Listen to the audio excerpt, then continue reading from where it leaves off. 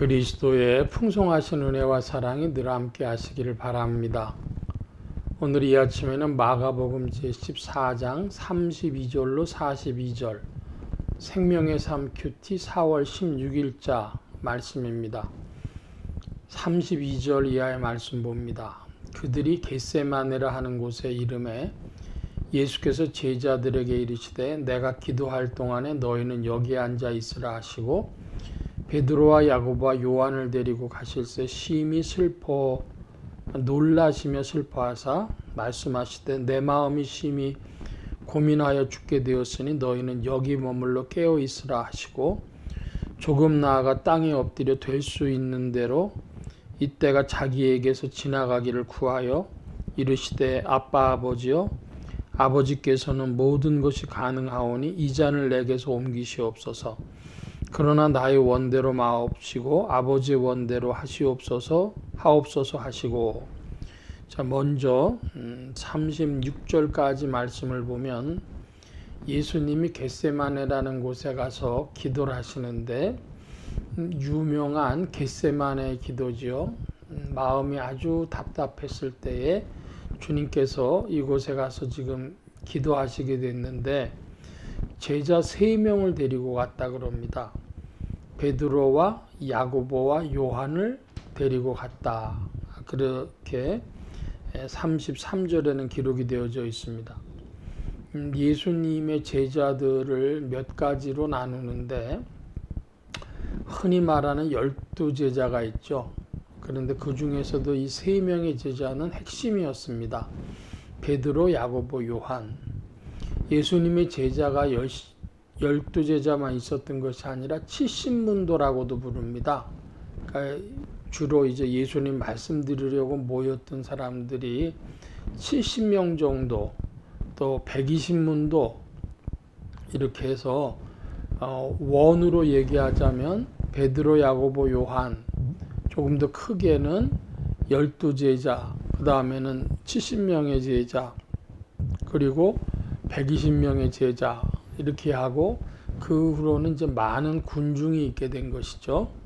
그래서 제자 훈련이라고 하는 것을 많이 행할 때는 이런 조직론에 대해서도 많이들 이야기한 적이 있고 이 3명의 제자가 핵심이었던 것처럼 이제 3명의 제자를 길러야 된다. 그런 이야기들도 있었습니다. 예수님에게는 베드로, 야고보, 요한 이 3 제자가 있었던 것이고 이제 예수님이 마음이 답답해서 기도해야 될 제목은 무엇이었는가? 그러면은 할 수만 있다면 이 잔을 내게서 옮겨 주십시오. 그런데 나의 원대로 마옵시고 아버지 원대로 하옵소서 그랬습니다. 이때 이 두 문장을 연결한 단어는 그러나죠. 아버지께는 모든 것이 가능하오니 이 잔을 내게서 옮기시옵소서.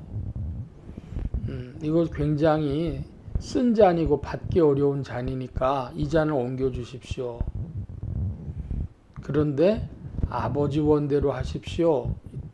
그것을 연결해 주는 접속사가 그러나다 이런 말씀이죠. 그러니까 예수님의 마음하고 아버지의 원이 어떤지는 이제 기도하고 아버지께 맡길 뿐이죠. 우리는 그 답을 알고 있지 않습니까? 하나님 아버지의 크신 경륜 가운데 하나님의 그 사랑의 표현과 역사하심 가운데 이제 예수님이 십자가 지고 그 고난 가운데 돌아가실 수밖에 없다고 하는 다른 가능성이 없다고 하는 것을 우리는 알죠. 그러나 그것을 감당해야 됐던 예수님의 인간적인 모습을 우리가 보면서 예수님이 참 하나님이시오 참 인간이시라고 하는 이 두 면의 모순성의 일부를 참 인간 되심을 우리가 보게 되는 것입니다. 어떤 분들은 이것을 보면서 반갑다고까지 하죠. 예수님께서 이런 면이 우리에게 위로가 된다. 예수님도 그렇게 기도하신 것을 생각한다면 오늘 우리의 삶도 그와 같지 않겠냐. 그러면서 이것저것을 해 주십시오. 그러나 아버지 원대로 되기를 원합니다. 그 기도도 참으로 어려운 기도죠. 그런데 아버지 원대로만 되길 원합니다. 이건 어떤 면에서는 비인간적인 그런 모습일 수도 있는데 예수님이 그 모순을 다 드러내서 보여주셔서 위로가 된다 하는 것입니다. 37절이야 합니다. 돌아오사 제자들이 자는 것을 보시고 베드로에게 말씀하시되 시몬아 자느냐 네가 한 시간도 깨어 있을 수 없더냐 시험에 들지 않게 깨어 있어 기도하라 마음에는 원이로되 육신이 약하도다 하시고 다시 나아가 동일한 말씀으로 기도하시고 다시 오사 보신즉 그들이 자니 이는 그들의 눈이 심히 피곤함이라 그들이 예수께 무엇으로 대답할 줄을 알지 못하더라. 세 번째 오사 그들에게 이르시되 이제는 자고 쉬라 그만 되었다 때가 왔도다. 보라 인자가 죄인의 손에 팔리느니라. 일어나라 함께 가자. 보라 나를 파는 자가 가까이 왔느니라. 베드로 야고보 요한에게 한 시간 내가 기도할 동안 니네도 좀 기도해 주라 하고 주님이 원하셨는데 돌아보니까 이들이 자고 있습니다. 그래서 예수님이 한 시간도 깨어 있을 수 없더냐 그랬습니다. 이 한 시간은 1 hour 60분이죠. 그래서 한 시간 동안도 깨어 있을 수 없더냐 하고 요청을 하시고 또 가셨는데 두 번째 오시니까 또 자고 있어요. 세 번째도 마찬가지였습니다.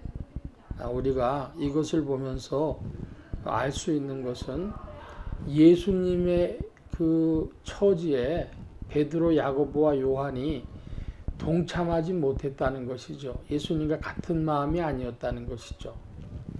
그런데 예수님이 그거 책망하지 않고 이제는 자고 쉬라 이러셨습니다. 어떤 면에서는 하나님의 뜻이 드러난 것일 수도 있습니다. 아버지의 뜻이. 중요한 것은 오늘 교훈에서 주님이 한 시간도 깨어 있을 수 없더냐. 그래서 한 시간 기도도 있습니다. 기도의 방법 중에 한 가지가 한 시간 기도. 정말로 자기의 인생의 중요한 문제를 가지고 한 시간 기도하는 거. 그런 기도법도 있는데 사실은 기도하다 보면 어떨 때는 1분 기도하는 것도 쉽지 않을 수가 있고 5분 기도하는 거 10분 기도하는 거 쉽지 않을 수가 있어요. 기도에 흔히 줄이 잡힌다고 그러죠.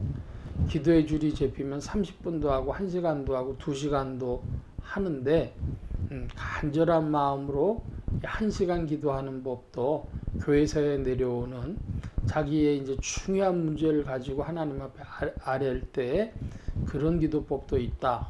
이런 말씀 드립니다. 베드로, 야고보, 요한은 주님의 일에 동참하지 못했지만 주님이 그들을 책망하지 아니하시고 이제는 자고 쉬라 이렇게 말씀하신 걸 볼 때에 참 주님이 그 제자들을 사랑하셨다는 것 우리가 알 수 있죠. 그렇게 어려운 처지인데도 제자들을 책망하지 않으신 주님을 볼 때에 오늘 우리도 우리 연약함에도 불구하고 주님의 사랑이 계속되고 이제 우리는 그 은혜에 감격하는 충성된 이들이 되어져야 하겠다. 그런 결심이 있는 여러분들 되시길 바랍니다. 오늘 말씀 여기까지 봅니다. 기도합니다. 만복의 근원 되신 주님 함께 해주셔서 그리스도의 심정을 우리가 오늘 말씀을 통하여 알게 하여 주옵시고 주님의 그 마음이 우리 속에 찾아와 오늘 우리도 주님 안에서 우리의 삶의 모든 것을 솔직히 주께 아뢰게 하시고 그러나 주님의 원대로 되어지는 것을 받아들이는 그런 또 믿음의 사람들 되게 하여 주옵소서. 성령께서 인도하심을 구하며 예수 그리스도의 이름으로 기도하옵나이다. 아멘.